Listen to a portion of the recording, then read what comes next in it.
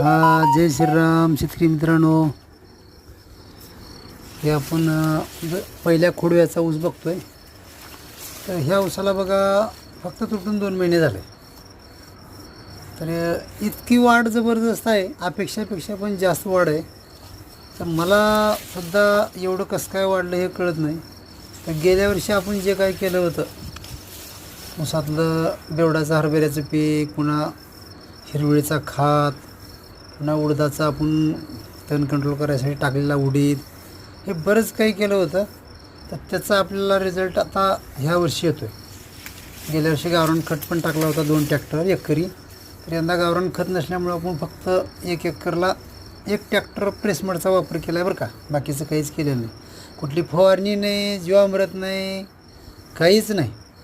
तरी पण इतकी वाढ आहे बघा. कलर बघा, वाढ बघा, सेंद्रिय कर्बाचं प्रमाण भरपूर वाढतं आहे असं वाटतं आहे. ठीक आहे.